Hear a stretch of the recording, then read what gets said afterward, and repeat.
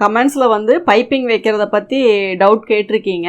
அதாவது first piping வந்து லைனிங்கில் பதிக்கணுமான்னு கேட்குறீங்க. கண்டிப்பாக லைனிங்கில் தான் வைக்கணும். அதாவது லைனிங்கில் வந்து நெக்கு கட் பண்ணிவிட்டு அந்த எட்ஜில் வந்து நம்ம பைப்பிங் வந்து வைக்கணும். அதாவது நம்ம தைக்கிற லைனிங்லேயும் அந்த ஒரு கைடு அளவு தான் கிளாத் இருக்கணும். பைப்பிங் நம்ம ரெடி பண்ணதுலேயுமே அந்த கைடு அளவுக்கு தான் கிளாத் இருக்கணும். அதை ரெண்டும் வச்சு ஒன்றா ஸ்டிச் பண்ணிவிட்டு அதுக்கு மேலே தான் நம்ம வந்து மெயின் கிளாத்தை வச்சு தைச்சிட்டு திருப்பணும். அப்போ தான் வந்து உங்களுக்கு அந்த பைப்பிங் வந்து நீட்டாக ஃபினிஷிங் கிடைக்கும். அதே மாதிரி கொஞ்சம் தள்ளி வந்திருக்கு, அந்த தையலெல்லாம் வெளியே தெரியுது, திருப்பி பார்த்தோம்னா அப்படின்னா மறுபடியும் கூட திருப்பி வச்சு இன்னொரு தடவை அந்த சிங்கிள் கைடு வச்சு தையல் போட்டிங்க அப்படின்னா அது நல்லாவே பதிஞ்ச மாதிரி வந்துடும். ஏன்னா ஃபஸ்ட்டு ஒரு தையல்லையே அது வரும்னு சொல்ல முடியாது. அதனால் நீங்கள் நெக்ஸ்ட்டு வந்து ஒரு தையல் போட்டு கூட அதை கரெக்ட் பண்ணிக்கலாம். காயத்ரி கமல் அப்படிங்கிறவங்க வந்து கமெண்ட் பண்ணியிருக்கீங்க. Hi ma'am, good morning. நான் இப்போது ஸ்டிச் பண்ணுற ப்ளவுஸ் எல்லாமே உங்கள் வீடியோஸ் பார்த்து தான் ஸ்டிச் பண்ணுறேன். என்னோடய செல்ஃப் யூஸ் மட்டும் ஸ்டிச் பண்ணுறேன். டெய்லி 1 or 2 ப்ளவுஸ் ஃபினிஷ் பண்ணுறேன். உங்கள் வீடியோ பார்த்து ஓரளவுக்கு எக்ஸ்பீரியன்ஸ் வந்துருச்சு. Thank you so much ma'am. உங்கள் tips and tricks also very useful. உங்கள் வீடியோஸ் மிஸ் பண்ணாமல் நான் பார்த்துருவேன். ரெகுலர் வீடியோஸ் அப்லோட் பண்ணுங்கள். Thank you so much. நீங்கள் எப்படி என்னுடைய வீடியோஸை ரெகுலராக பார்க்குறீங்களோ அதே மாதிரி உங்களுடைய கமெண்ட்ஸும் நான் ரெகுலராக பார்த்துட்டு தான் இருக்கேன். தொடர்ந்து நீங்கள் எனக்கு சப்போர்ட் பண்ணிகிட்ருக்கிறதுக்கு நான் ரொம்ப தேங்க்ஸ் சொல்லிக்கிறேன். கண்டினியூஸாக பாருங்கள். நானும் என்னால் முடித்த வரைக்கும் ரெகுலராக நான் வந்து வீடியோஸ் அப்லோட் பண்ணுறேன். இன்னும் நீங்கள் சீக்கிரமாக 1 or 2 ப்ளவுஸ் அப்படிங்கிறது 4-5 ப்ளவுஸ் அப்படிங்கிற அளவுக்கு இன்னும் கொஞ்சம் ட்ரை பண்ணுங்கள். அதே மாதிரி உங்களுடைய எக்ஸ்பீரியன்ஸ் வச்சு அக்கம் பக்கம் இருக்கவங்களுக்கும் நீங்கள் ஓரளவுக்கு ப்ளவுஸ் ஸ்டிச் பண்ணி கொடுங்க. ஏன்னா அது வந்துட்டு அதாவது நீங்கள் ஓரளவுக்கு உங்களுக்கு எக்ஸ்பீரியன்ஸ் வந்துருச்சுன்னா அதை வந்து இன்னொரு 4 பேருக்கு நீங்கள் சொல்லிக் கொடுக்கும்போது அது ரொம்ப யூஸ்ஃபுல்லாக இருக்கும். அதனால் கண்டிப்பாக நீங்கள் உங்களுடைய எக்ஸ்பீரியன்ஸை நீங்கள் அடுத்தவங்களுக்கும் ஷேர் பண்ணிக்குவீங்கன்னு நினைக்கிறேன். Thank you. Hip size 28, front back 7 வைக்கும்போது கை கீழே சுருக்கம் வருது. ஃபஸ்ட்டு ஹூக் போடும்போது இழுத்து பிடிச்ச மாதிரி இருக்குது மேம். இதை எப்படி சரி செய்கிறது அப்படின்னு சொல்லி கேட்டிருக்கீங்க. ஹிப் சைஸ் வந்து 28, அது ஓகே. நீங்கள் செஸ்ட் ரவுண்டு வந்து எவ்வளோ அப்படிங்கிறது எனக்கு போடல.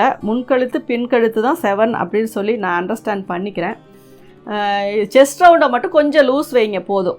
அதே மாதிரி அந்த கிராஸ் பண்ணி கட் பண்ணுறதையுமே ரொம்ப கட் பண்ணாதீங்க. சுருக்கம் வருது அப்படின்னாவே கொஞ்சம் அளவை குறைச்சி கட் பண்ணிங்கனாவே போதும். அந்த முன்னாடி வர கிராஸு அதே மாதிரி கொஞ்சம் லூஸ் வச்சிங்க. அதாவது ரொம்ப டைட்டானால் தான் அந்த மாதிரி பிரச்சனை வரும். அதே மாதிரி ஆர்ம் ஹோலும் டைட்டாக இருக்கக்கூடாது, செஸ்ட் ரவுண்டும் டைட்டாக இருக்கக்கூடாது. ரெண்டுக்குமே ஈக்குவலாக அது எவ்வளோ லூஸ் கொடுக்கணுமோ அதை கொடுத்தீங்க அப்படின்னாவே இது உங்களுக்கு கரெக்டாகிடும். டெய்லரிங் கிளாஸ் வந்து ஃபினிஷ் பண்ணியாச்சு. ஷாப் வைக்கலாமா சடன்லி அப்படின்னு சொல்லி கேட்டிருக்கீங்க. ஓகே, சடன்லி அப்படிங்கிறது வந்து உங்களுடைய எக்ஸ்பீரியன்ஸ் பொறுத்து தான். ஏன்னா டெய்லரிங் கிளாஸ் வந்து ஒரு சிலர் வந்து பிகினிங்கில் இருந்து அப்போ தான் கற்றுக்க போவாங்க. அவங்களுக்கு வந்து ஃபுல்லாக ஃபினிஷ் பண்ணாலும் கொஞ்சம் எக்ஸ்பீரியன்ஸ் வந்து தேவைப்படும். நீங்கள் வந்து ஆல்ரெடி உங்களுக்கு ஓரளவுக்கு நல்லாவே டெய்லரிங் எல்லாமே தெரியும். இருந்தாலும் ஒரு சில டவுட்ஸுக்காகவும் கிளாரிட்டிக்காகவும் நான் கிளாஸுக்கு போய் இப்போ எனக்கு நல்லாவே ஃபுல்லாக எக்ஸ்பீரியன்ஸ் வந்துருச்சு. கஸ்டமரை ஃபேஸ் பண்ணுறதுக்கும் சரி, ஒரு ஷாப் வச்சு ரன் பண்ணுறதுக்கும் சரி போதுமான ஒரு தைரியமும் தன்னம்பிக்கையும் எனக்கு இருக்குது அப்படின்னா கண்டிப்பாக நீங்கள் வந்து கிளாஸ் வந்து ஸ்டார்ட் பண்ணலாம். இந்த தன்னம்பிக்கை தைரியம் அப்படிங்கிறது வந்து நமக்கு வந்து நம்மளுடைய கொடுக்குற நம்ம மனசு கொடுக்குற தைரியம். ஆனால் நீங்கள் ஒர்க் பண்ணி கொடுக்குறது கஸ்டமருக்கு. அவங்களுக்கு வந்து நீங்கள் திருப்தியாக ஒர்க் பண்ணி கொடுக்க முடியுமா அப்படிங்கிறத வந்து உங்கள் எக்ஸ்பீரியன்ஸ் தான் சொல்லும். அது வந்து நீங்கள் டைலரிங் முடித்த உடனே என்னால் பண்ண முடியுமா, நீங்கள் கேட்டதை வச்சு என்னால் ரிப்ளை பண்ண முடியாது.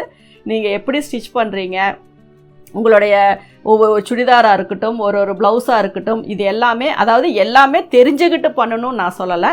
ஃபினிஷிங் வந்து அவங்க அளவுக்கு தகுந்த மாதிரி அவங்க எதிர்பார்க்குற மாதிரி உங்களால் கொடுக்க முடியுமா அப்படிங்கிறது தான்.